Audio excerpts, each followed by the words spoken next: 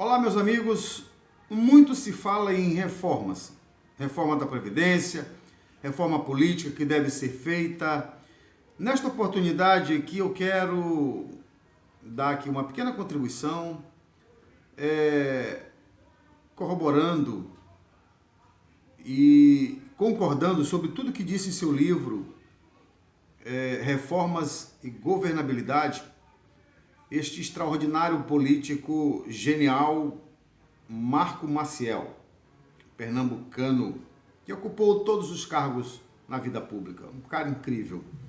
Foi inclusive vice-presidente da República. Ele fala que a estabilidade política, a governabilidade, a eficácia institucional, ao lado, frise-se, da estabilidade econômica, são fundamentais para o êxito do nosso projeto de desenvolvimento e imprescindíveis para que o país deixe de ser, como denominou Stefan Zweig, o país do futuro, entre aspas, e passe a ser uma nação significativamente presente nesses tempos de mundialização. Para que tal objetivo se cumpra, urge dar-lhe a indispensável rigidez institucional, realizando as inadiáveis reformas políticas. Estas devem, como gênero de primeira necessidade, começar tratando dos interesses eleitoral e partidário, conquanto aí não se esgotem. Geralmente o que tem ocupado a atenção de expressivas lideranças políticas e da mídia são apenas propostas ocasionais de alterações em pontos muito específicos, hora de legislação eleitoral, hora de legislação partidária.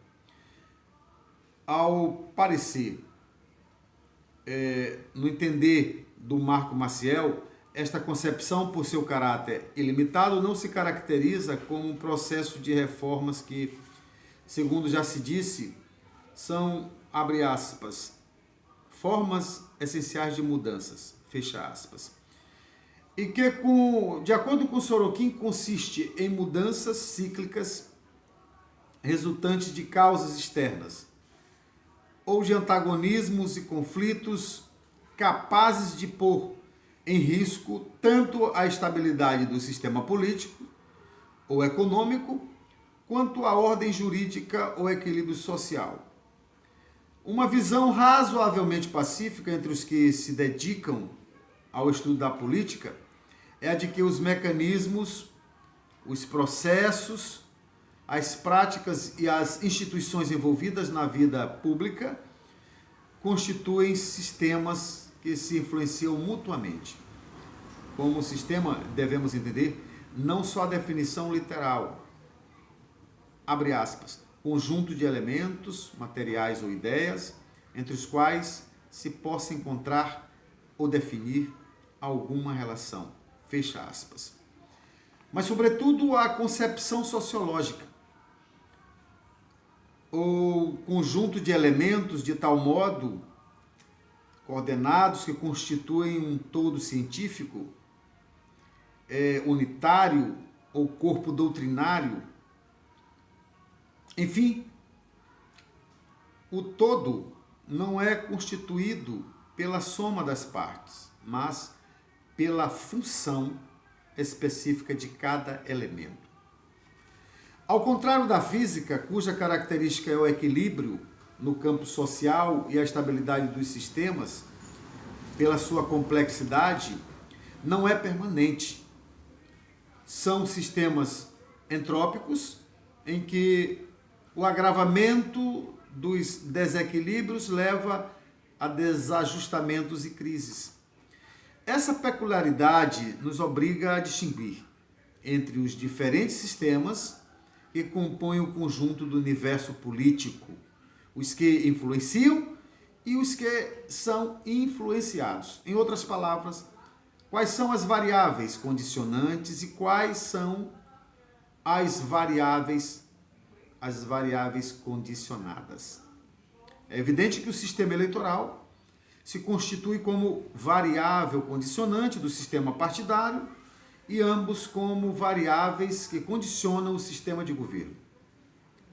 Quando os três elementos são inconsistentes ou incompatíveis entre si, a entropia torna-se inevitável, afetando a estabilidade e o equilíbrio do sistema. Portanto, advém daí a necessidade de fazermos das reformas políticas um processo de ajustamento e aprimoramento do conjunto desses sistemas, e não de simples mudanças ocasionais de um ou outro.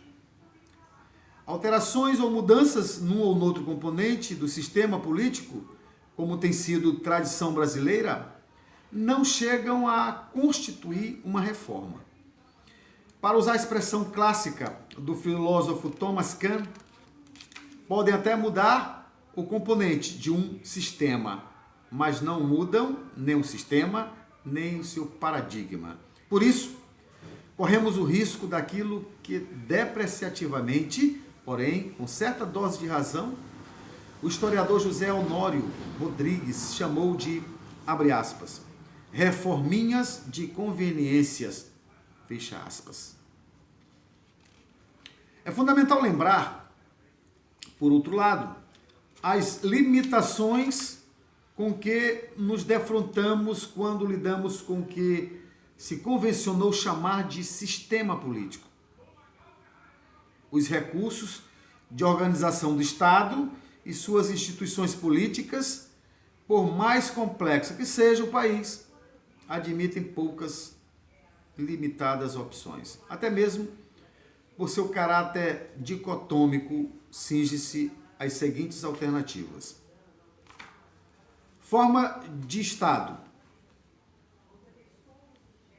unitário, federativo. Forma de governo: monarquia e república. Sistema de governo: parlamentarismo, presidencialismo. Sistema eleitoral: proporcional, majoritário.